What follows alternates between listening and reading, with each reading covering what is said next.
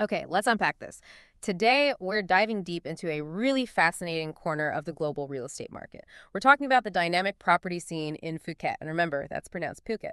We want to explore what makes this Thai island, well, such a unique global investment hotspot. And for our insights today, we're drawing directly from a fantastic article by Ocean Worldwide. They're a prominent luxury real estate agency, actually been on the ground in Phuket since 2004. Their focus, it's specifically on luxury residential properties, Phuket and Koh Samui. And, the director there, Sandra O'Neill, she's got immense experience, helped thousands of families, investors navigate this market over the years. So our mission really is pretty clear. We want to pull out the most important nuggets of knowledge, those surprising facts, the core insights, basically give you, our listener, a shortcut to being genuinely well-informed about property in Phuket.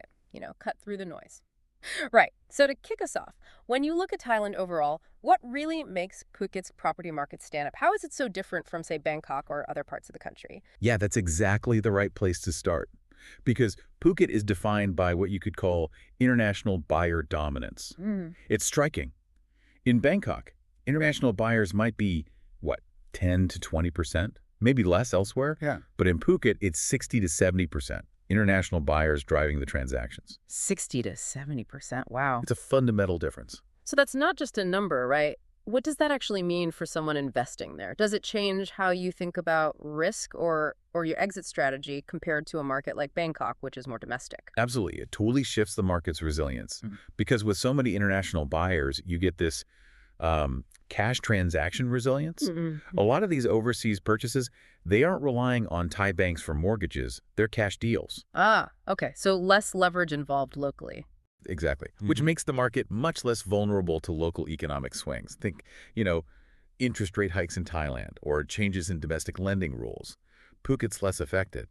And connecting that dot, it leads to this insulation from domestic volatility. Quote, the broader Thai economy might have its ups and downs, sure, but Phuket's property market can kind of operate with a degree of independence. That heavy reliance on international cash buyers, it provides a level of stability you just don't often see. Right. Which makes it, very appealing for international capital seeking stable long-term growth. That's a really fascinating foundation, this idea of a market almost marching to its own more global beat. But, okay, every strong market needs fuel. What are the actual engines driving this growth in Phuket? What's powering it?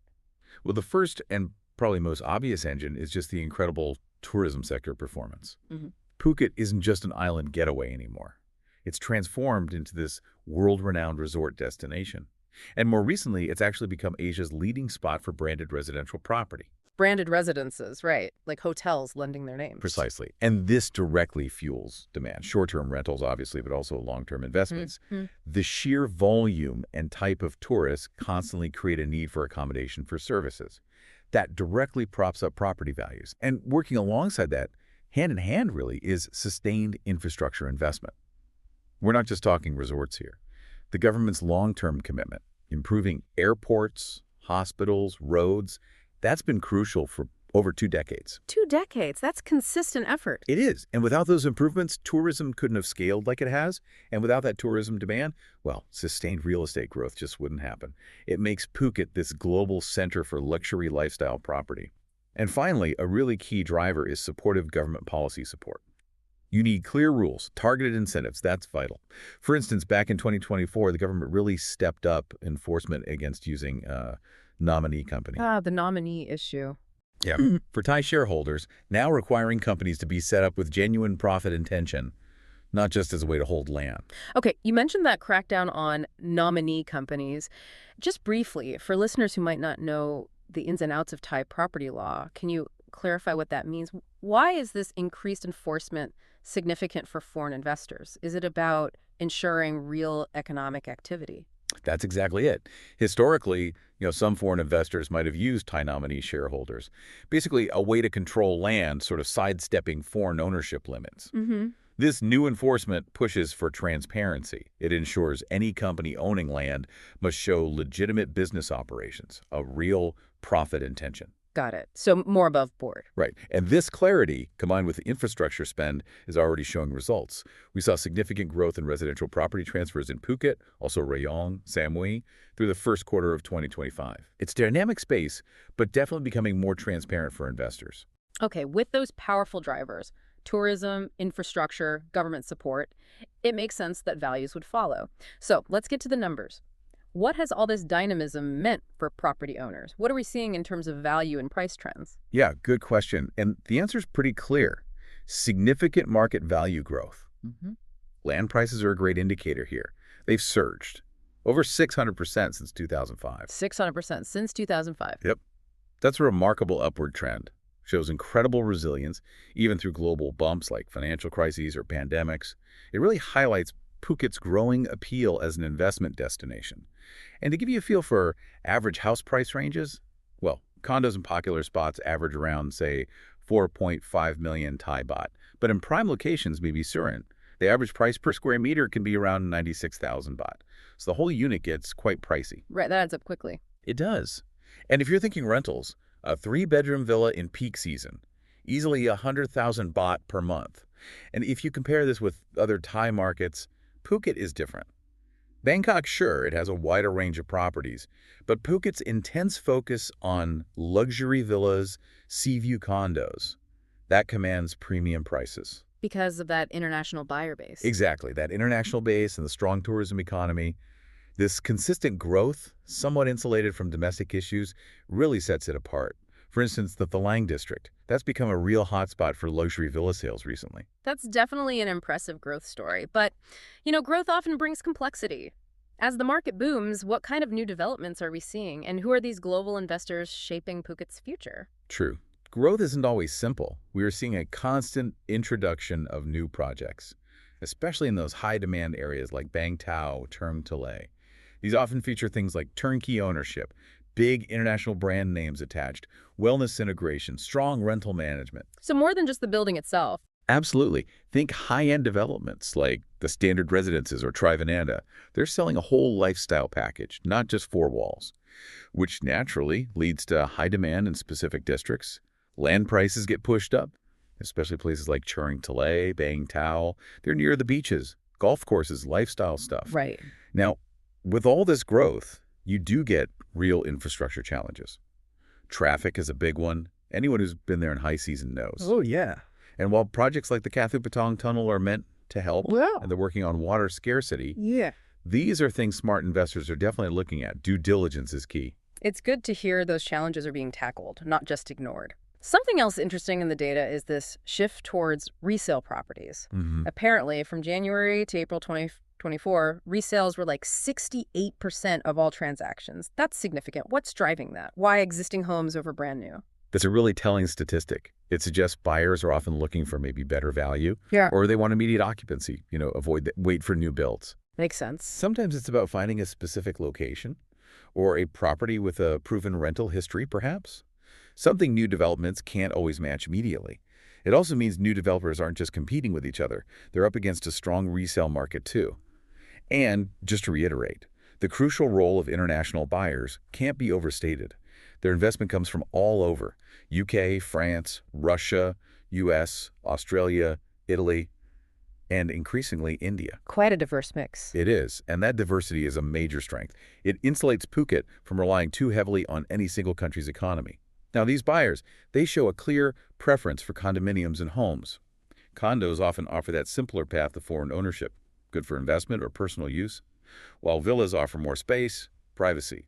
They appeal to families or those looking for serious rental income. Okay. But again, just a word of caution. The legal side of foreign ownership in Thailand, especially around company structures, land holding, it can be tricky. Professional legal, financial advice, absolutely essential. Get it right from the start. Right.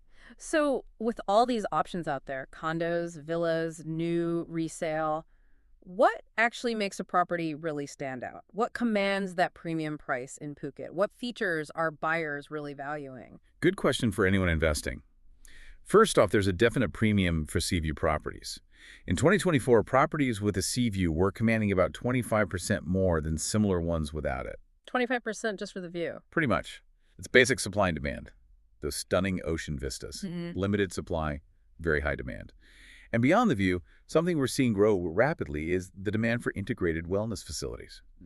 Buyers aren't just looking for a house anymore. They're investing in a lifestyle. Wellness. Like spas and gyms on site. Exactly. On-site spas, Top-notch fitness centers, yoga spaces, healthy cafes, access to wellness programs. It adds huge value. This whole shift towards holistic, wellness-focused living, it really appeals, especially to international buyers looking for a long-term base. And yes, they are definitely willing to pay a premium for properties that support their health. And this feeds directly into the thriving luxury property market share. This top end is defined by, exquisite finishes, really spacious layouts, prime locations, think West Coast. Kamala, Surin, Bangtao, The prime spots. the prime spots, these are often trophy assets. Private pools, spas, concierge services are standard. We're talking properties often exceeding 20 million US dollars, attracting very high net worth individuals and serious global investors. That paints a clear picture of the high end. Pulling back a bit then, how are buyer tastes generally evolving, and how does the island's overall appeal factor into these choices? Well, we touched on it, but that increased interest in resales is a key trend to watch. New developments are flashy, sure, but more buyers are seriously looking at existing properties now. It's not just about finding a deal. Often it's about character, an established community feel, maybe a proven rental income. Things you can't always get off plan. Exactly, or maybe a specific location that's already built out. Yeah. Plus, you can often move in straight away, no waiting for construction. At the same time, the demand for villas and vacation homes stays consistently strong. Phuket's appeal as a holiday spot isn't going anywhere, so villas, especially with private pools, are always sought after. Buyers want places they can use themselves for holidays, but also rent out easily to generate income, help cover the costs. And this ties into an attraction towards established properties generally. There's a certain comfort maybe in buying something that's already built, already lived in. You see exactly what you get. No surprises. Fewer surprises, hopefully. And they often come with mature gardens, established communities. Sometimes they can even offer better value than a brand new build in a similar top location. But ultimately, Phuket's enduring draw comes down to its strategic location and lifestyle appeal. It's that unique mix, stunning natural beauty, beaches, hills, you name it, combined with surprisingly sophisticated modern amenities, international schools, great hospitals, more and more co-working spaces, world-class restaurants. It really has developed. It really has. Yeah. And that combination makes it a magnet, both for investment and for people seeking a genuinely luxurious, high-quality life somewhere beautiful. Okay, looking ahead then. With all this momentum, where does Phuket's property market go from here? Are we looking at a plateau, or is there more growth on the horizon? The data really points towards continued positive momentum. The market is definitely surpassing pre-pandemic levels. Just look at condo sales. They jumped from just over 2,000 units in 2023 to 6,156 in 2024. That's a huge jump. It is. And villa sales also saw a strong rebound. From over 400 to 573 in that same period, it shows a really powerful recovery.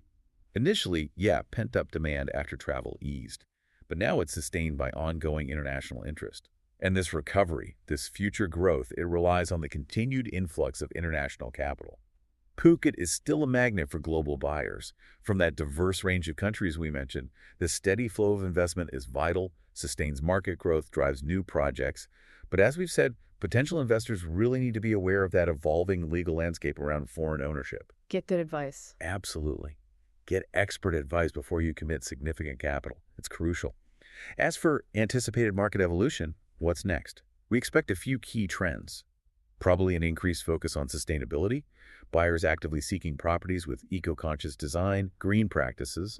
That makes sense. We'll likely see greater demand for integrated services too, especially from those branded residences offering the full package, turnkey ownership, strong rental management. And finally, ongoing infrastructure development, things like planned airport expansions. Maybe that proposed light rail transit that will only boost connectivity and accessibility, which should further enhance the market's appeal. The future really hinges on balancing the strong foreign investment with sustainable development and properly tackling those local infrastructure challenges. That's key for long-term prosperity. Okay, so wrapping this up, what does this all mean for you, our listener? We've really explored Phuket's unique stability, driven by those international cash deals and tourism. We've seen the powerful growth engines. Tourism, yes, but also decades of infrastructure work and supportive government policy. And we've touched on how buyer tastes are shifting, valuing sea views, wellness, established properties, alongside a really healthy resale market. It's a market that hasn't just bounced back post-pandemic. It seems to be genuinely evolving and expanding. Which maybe leaves us with a final thought to consider. How does Phuket's remarkable ability to blend that tourism-driven growth with its unique market dynamics, the cash resilience, the international focus, and these evolving buyer preferences. How does that redefine what a luxury investment destination can even be? And maybe what lessons can we draw from Phuket about resilience and adaptation in the wider global real estate landscape? That's a great question to ponder. We definitely encourage you to continue exploring these fascinating insights. Thank you for joining us on this deep dive today.